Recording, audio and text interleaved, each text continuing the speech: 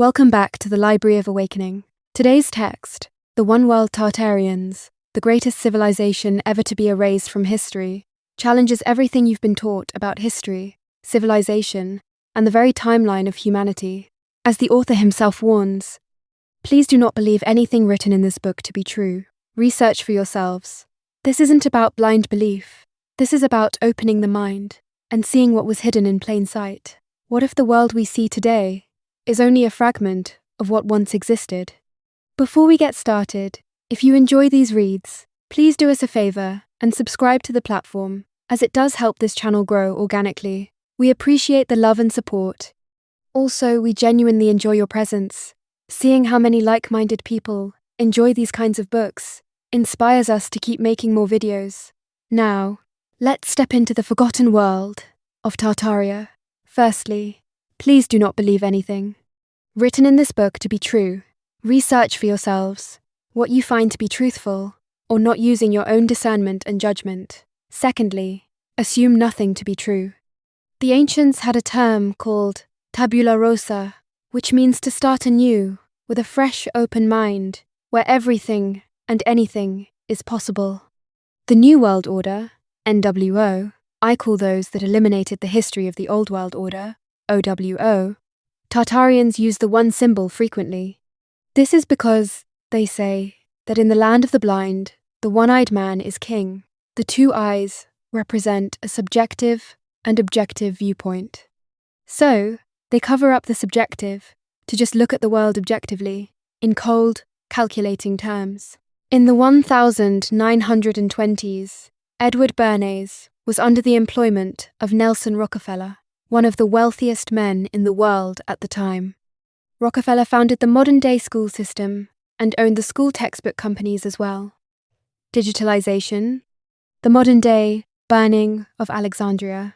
Those who are truthers have understood that the NWO has had the ability to alter images or Photoshop for decades and decades. A prime example being the obvious photoshopped images of Earth from space, Google's secret effort to scan every book in the world, codenamed Project Ocean. Back in 2004, Google decided to digitalize every single book they could find, and then replace hardcover books with online books on Kindle, as in kindling a fire, aka book burning. Thusly, they could effectively alter and control any digitalized books and images to portray the story the NWO wished to tell, sell us. By 2004, Google had started scanning. In just over a decade, after making deals with Michigan, Harvard, Stanford, Oxford, the Sanford, New York Public Library, and dozens of other library systems, the company had scanned about 25 million books. It cost them an estimated $400 million. It was the first project that Google ever called a moonshot. What made the system so efficient is that it left so much of the work to software, rather than make sure that each page was aligned perfectly and flattened. Before taking a photo, which was a major source of delays in traditional book scanning systems, cruder images of curved pages were fed to de-warping algorithms which used the LiDAR data, along with some clever mathematics, to artificially bend the text back into straight lines. Effectively, now that most get all their news and information on his story from online, the official narrative is only held in cyberspace. And when, the internet no longer becomes viable, those that own books and oral narratives will be the only ones to provide an alternative history of our not-so-distant past. On a side note, please keep in the forefront of your minds that Eric Schmidt is the former CEO of Google and now is employed by the CIA and NSA. Once upon a time, there was a highly advanced civilization today, known as Great Tartaria. She was disappeared from our history books less than a century ago. Its vestiges are still everywhere. This civilization dominated technologies more advanced than the present ones. Its geopolymer concrete was eternal and grew stronger over time. Its gigantic iron and glass structures, surmounted by domes and metal needles, were present on every continent. Associated with Mercury, they distributed free atmospheric energy to everyone. Its towers and railway stations are still in operation. Unfortunately, the technology of free energy from the ether was destroyed and imprisoned, and old technology reintroduced, like cables and wires, to distribute energy and make handsome profits. The story goes that Nikola Tesla had discovered the technology to connect to the ether and provide unlimited power to everyone, anywhere, at any time. You could travel by boat, car, or plane for free by simply accessing nature's magnetical energy that is omnipresent, and we have not been allowed this free energy to all due to our capitalizing system of greed and domination by those in power. Even to this day, so, for over 100 years, we have been denied a benevolent system of free energy to all. Mr. Tesla, if he even existed, was a frontman to hide the Tartarian free energy devices. You will see detailed extensively in this book. The fake history has been called the ancient architecture as Moorish revival or Moresque and Islamic, and also colonial, medieval, neoclassical, Baroque, Romanesque, Gothic, Beaux Arts, Eclectic, Tudor, Renaissance, Palladian, Richardsonian, Romanesque, Chicago School, or Victorian, and labelled them as fashionable styles to hide the old and true function of its columns, arched openings, pinnacles, rose windows, naves ornamented with iron columns, towers, and domes. In addition to having cut the ends of the pinnacles in the photographs, or add crosses that did not exist before, his story tells us that the first power stations were first established in Cairo, Egypt, in 876. According to Wikipedia, it is the largest and oldest in Egypt, in its original form. All Tartaria, power stations, small and large, had pipe organs to harmonize and heal the population through sound waves, what is now known as cymatics.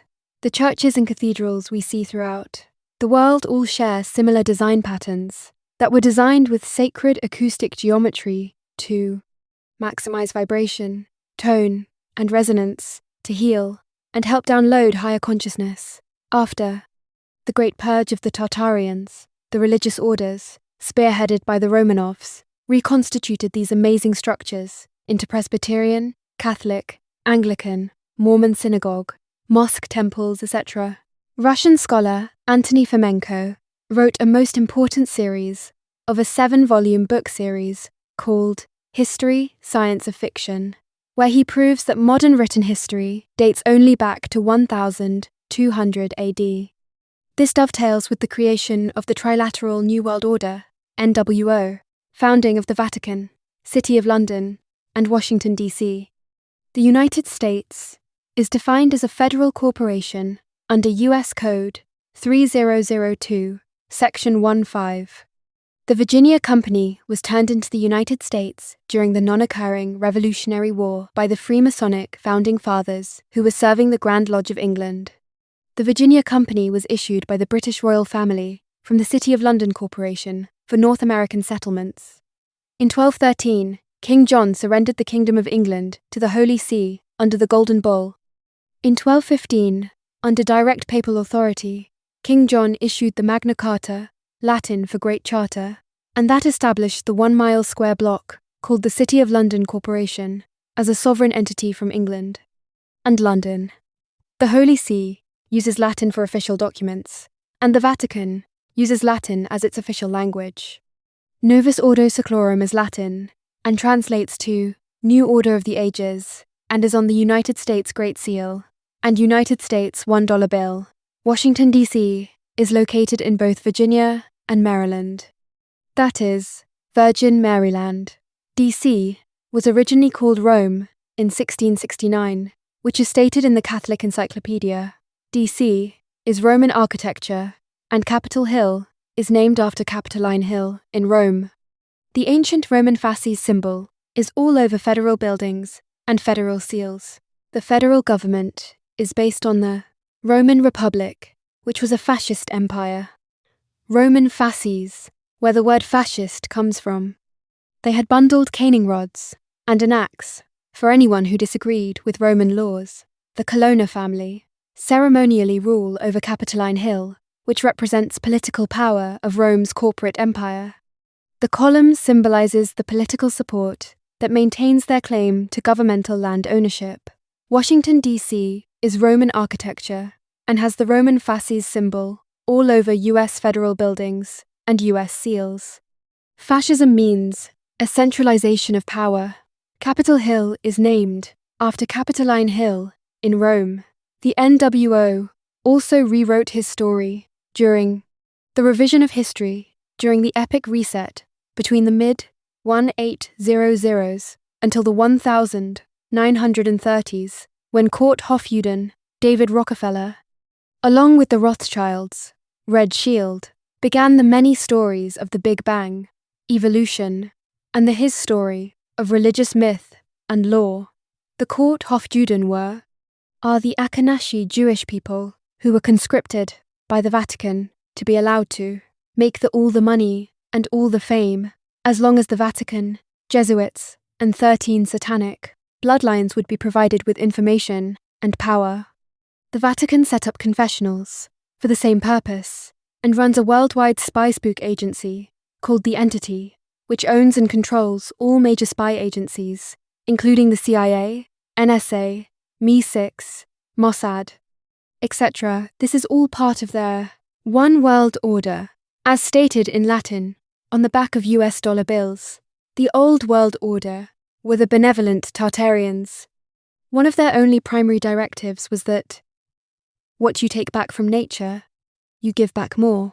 Their nature, nurtures, was based on Isis, the moon goddess, who created and provide for all.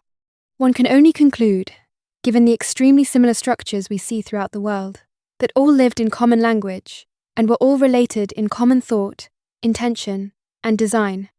They had healing centers for animals. They had passive relations with all life because they had advanced their consciousness to emanate love and benevolence to all. Their flag was of a griffin, which was a real animal.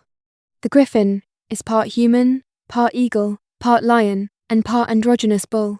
It appears, from their maps and legend, that there also existed centaurs, flying turtles, and unicorns. They then, we can only surmise, that the entire Tartarian people were destroyed when the NWO learned how to use the Tartari technology and use it to destroy the entire culture and erase their existence from modern history books of today.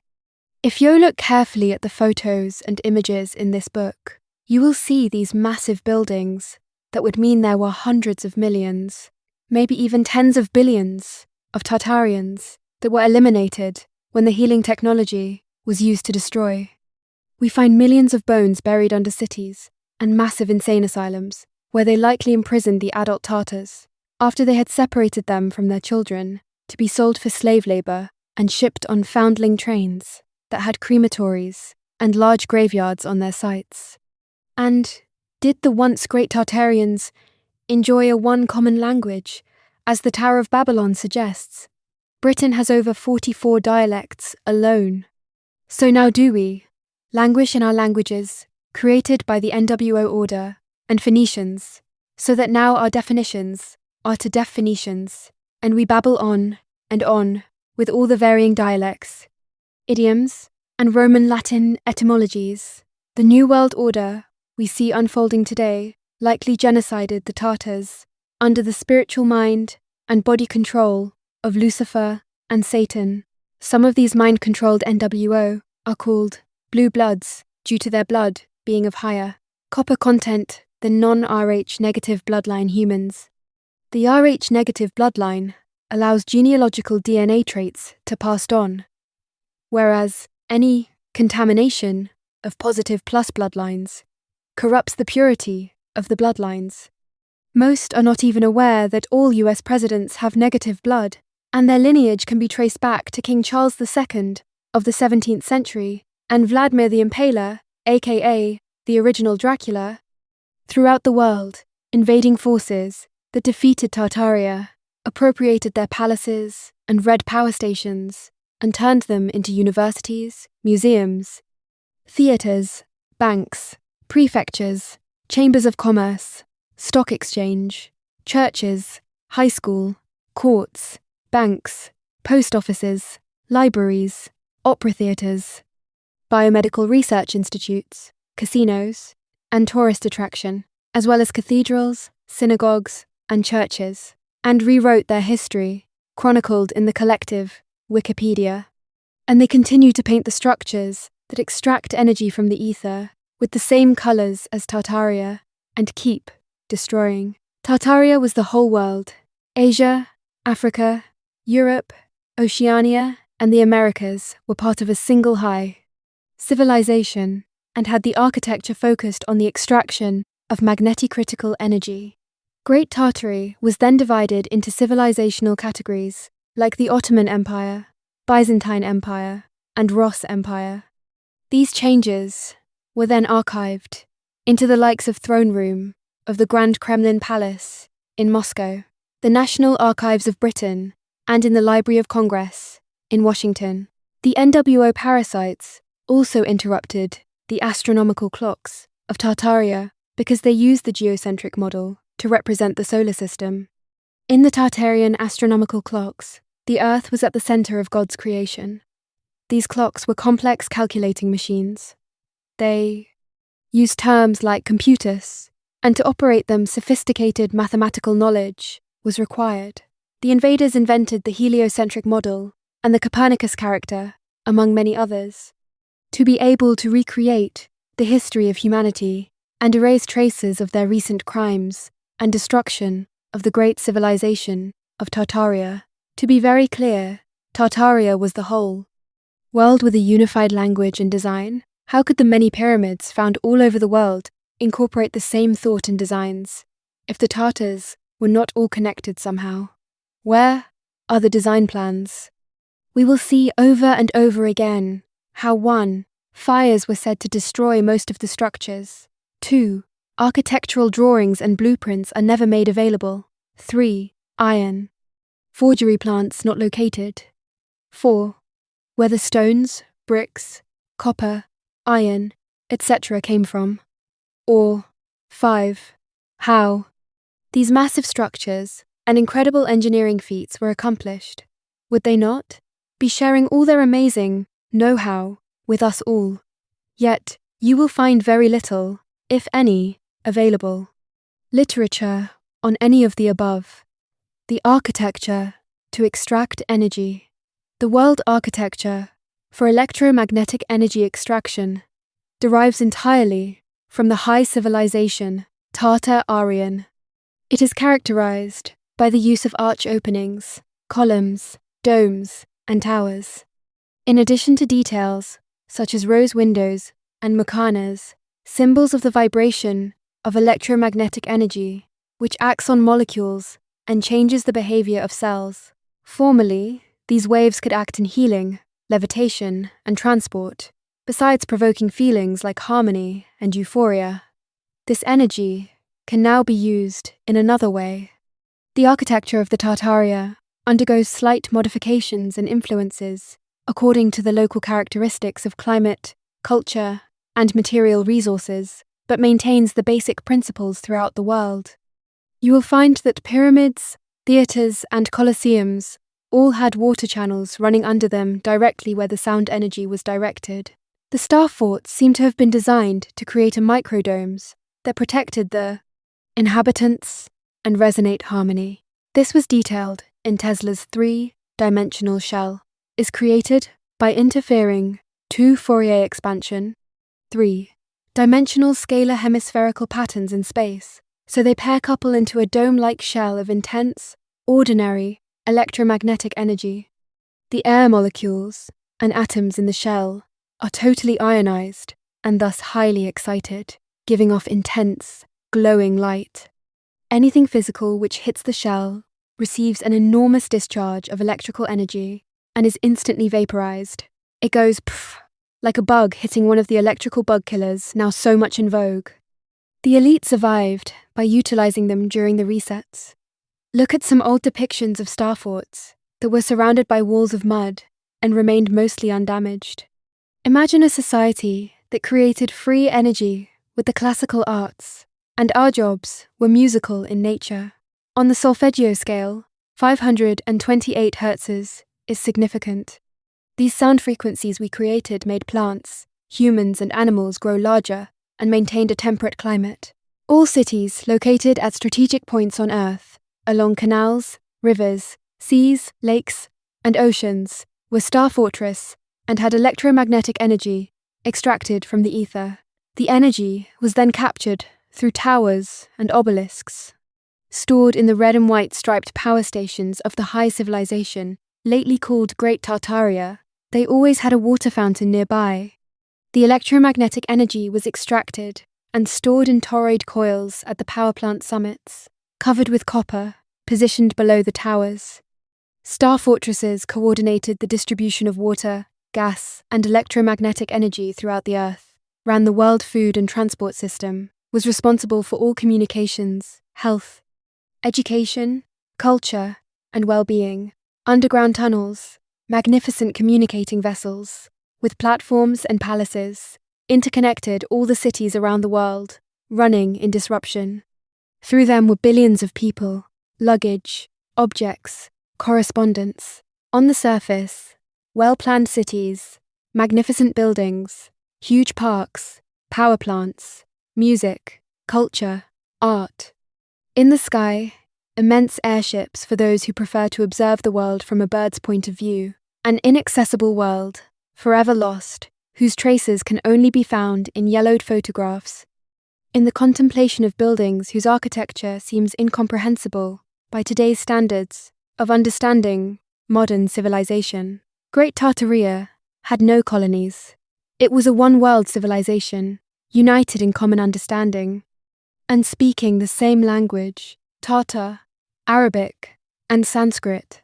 A one-world civilization without frontiers, with independent nations, ruled by qualified princes, elected by a local council of wise men, but counselled by women.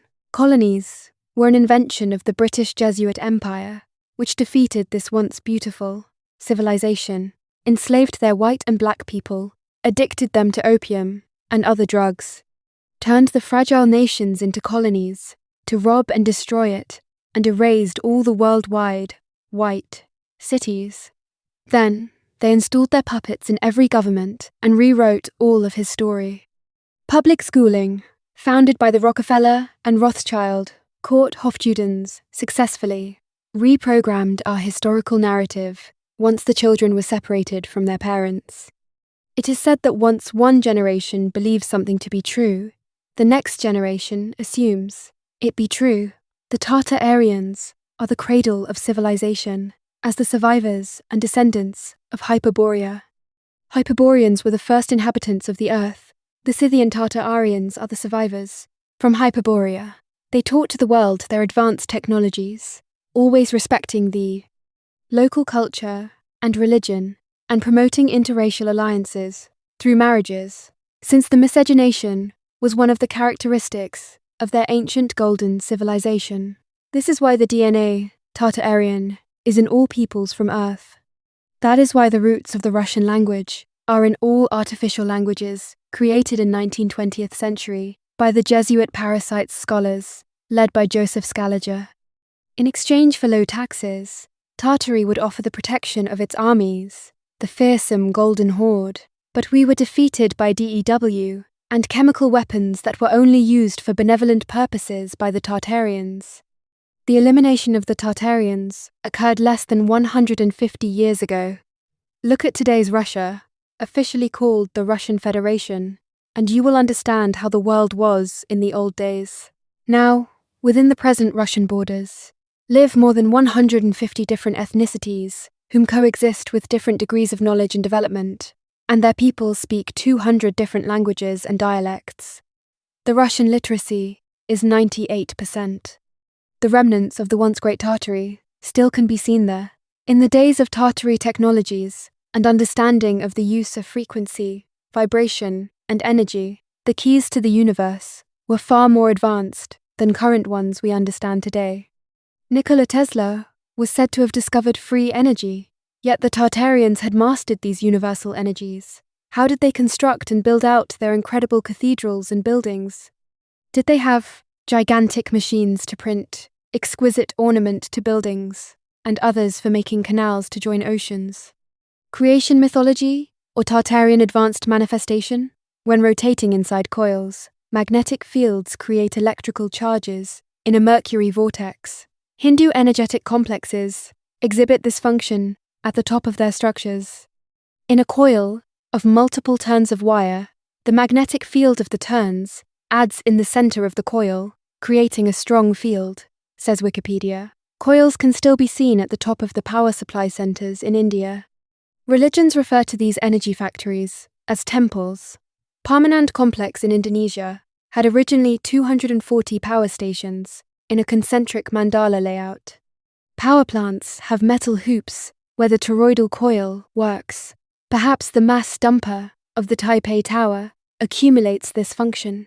Modern towers are already built with the domes themselves, and they are positioned below the pole that stands up to contact. With the ether, this metal sphere represents the favorite geometric object of the fictional character Tesla, reports Wikipedia. The Star Fortress in Haiti, Taj Mahal, Hagia Sophia, Pantheon, or Tower of Jewels were production plants and distribution of atmospheric energy, as well as thousands of cathedrals, temples, and palaces around the world. In fact, you will see the 47-story Tower of Jewels in many world exhibitions, including the 1915 San Francisco Pan-Pacific exhibition. All over the world, the technology of energy extraction through the atmosphere still works, perfectly in castles, buildings, palaces, greenhouses, lighthouses, kiosks, fountains, mosques, fortresses, towers, bridges, and cathedrals that kept the old technological apparatus intact. This apparatus includes elaborate roof grids and small window-like openings, metal ornaments in the corners of buildings, pointed antennae with ornaments or balls with mercury, metals embedded in masonry and geopolymer concrete, jars containing mercury, cornices, spires, roofs with copper ornaments, and structural foundations in iron, among others. This apparatus is also present in the current skyscrapers. The Tartary civilization was likely destroyed in the 19th, 20th century through floods, energy weapons, Tao, and scheduled mass exterminations, and the earth was suddenly deserted by billions of people. All the architecture and technology of this superior civilization was stolen and passed into the hands of the NWO, who created the current ignorant civilization. Could it be that these alleged events of the 1800s were the final book burning, history removing, knowledge of the Tartarian people, horse and buggy lies? So the story goes. Before the invention of the automobile, 1885, and the aeroplane, 1903. Before the invention of trains and automobiles, animal power was the main form of travel. Horses, donkeys, and oxen pulled wagons, coaches, and buggies. The carriage era lasted only a little more than 300 years, from the late 17th century until the early 20th century. We are sold, that horse and buggy were the primary vehicles to haul the stones and bricks from quarries to build the incredible edifices seen in this book. And construction of towers, as tall as 47 stories, were erected without any found engineering design plans, and had statues, lighting, and elegant detail by common workers who, in many cases in the West, had just arrived in those cities. Communications, telegraph, and telephone systems. Think of all the telegraph poles and then telephone poles that had to be strung throughout cities and countries. Yet, you will repeatedly see in the cities of Tartary that many communication poles were wireless and installed everywhere as early as the 1850s. Only in 1851 did railways start to use telegraphy. Prior to that, telegraph wires strung along the tracks were seen as a nuisance occasionally sagging and causing accidents and even fatalities. First commercial telegraph line completed. The Magnetic Telegraph Company's lines ran from New York to Washington in 1846. The final phase of the telegraph's integration occurred between 1857 and 1866. In this period, the members consolidated into a national monopoly. By 1864, only Western Union and the American Telegraph Company remained of the Six Nations. The United States Telegraph Company entered the field by consolidating smaller, independent firms in the early 1860s and operated in the territory of both the American Telegraph Company and Western Union. By 1866, Western Union absorbed its last two competitors and reached its position of market dominance. The period from 1866 through the turn of the century was the apex of Western Union's power. Yearly messages sent over its lines increased from 5.8 million in 1867 to 63.2 million in 1900. Over the same period, transmission rates fell from an average of $1.09 to 30 cents per message. Western Union's greatest threat came from a new technology, the telephone. Alexander Graham Bell patented the telephone in 1876, initially referring to it as a talking telegraph. The telephone was used in the 1880s only for local calling. But with the development in the 1890s of long lines, the telephone offered increased competition to the telegraph. In 1900, local calls accounted for 97% of the telephone's business, and it was not until the 20th century that the telephone fully displaced the telegraph. As you will also see, the US mail service only began in the early 1850s. The first airmail was transported in 1870 by letters in free balloons. The first stagecoaches to deliver mail on a 2,800-mile southern route between Tipton, Missouri and San Francisco, California, specified as a 2-4-day run, but often taking months. So how did all hundreds of world exhibitions and fairs communicate to set up and bring millions of people to their events from all around the world? The destruction caused by Hindenburg marked the surprising and sudden end of the balloon era. 2 years later, the Second World War began, aimed at destroying the threatening and magnificent German industrial park, redefining all geopolitical borders, and killing and moving as many civilians as possible. Britain did not admit the idea that Germany supplanted the British-controlled economy in the colony they had founded under the name of the United States Virginia Corporation. For this, bankers funded the rise of the Hitler myth, a character represented by several actors. Among them, Kermit Roosevelt, the second child of Theodore Roosevelt, Cecil Rhodes. It is said that his story is written by the victors, and you will find yourself repeating over and over as you peruse this book, saying to yourself, "Wow, I was never taught any of this." It is what we are not taught is likely the truth of what really happened. That the Tartarian history has been nearly completed scrubbed from modern history proves out this point. As well as flat Earth, we've never been to the moon, and no planes hit the Twin Tower on 9/11. One can only conclude that all of his story is a lie, and that we are self-granted permission to create a tabula rasa in our minds, or to erase what we thought we knew, and look at the information and documentation provided in this book for a new understand of her story, of a one-world benevolent society living in elegance, beauty, and harmony, connected deeply, spiritually, mentally, and physically with nature in love and peace. May we one day soon find again, and remember and return back to these amazing people called the Tartarians. As this book suggests, history may not be what we've been taught, but truth is something you uncover for yourself. If this opened your mind, even a little, you're already ahead of where you were yesterday. If you're tapping into this kind of knowledge, make sure you like, subscribe, and turn on notifications so you don't miss the next drop from the Library of Awakening. Stay curious, stay questioning. If you are someone constantly searching for the best books, the rare ones, the ancient ones, The ones that actually change how you think. The Library of Awakening was built for you. Inside CyberX, we've organized a digital collection of over 4,000 powerful and ancient books spanning consciousness, psychology, ancient wisdom, esoteric symbolism, religion, wealth philosophy, global power structures, astrology, symbolism, tarot, sci fi, and alternative history. This isn't a random archive, it's categorized with intention. Inside, you'll find structured sections like the book club for guided study and discussion, the third eye psychology section for deeper perception and awareness, the human psychology and self mastery section for behavioral insight and transformation, even ancient wisdom and esoteric symbolism for decoding hidden teachings.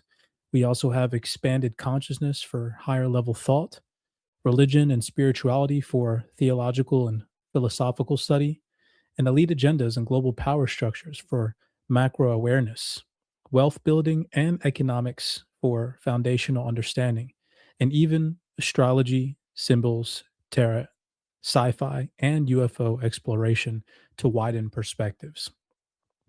Everything inside the private CyberX Discord is organized for serious readers who want depth, not surface level summaries or trending bestsellers pushed by algorithms. If you're tired of reading what everyone else is reading and you're ready to access books that truly expand awareness, challenge assumptions, and sharpen your thinking, this is where you'll find them. Digitized, structured, and studied inside a focused community of thinkers and like minded individuals. So, head over to cyberxtrading.com, try out the CyberX Discord for a month, and unlock the Library of Awakening. Dive into the collection, find the books that you've been searching for, and maybe even some ones you didn't even know existed. Welcome to the journey. May this space inspire you to ask questions, explore the unknown, and most importantly, to awaken. This is the Library of Awakening.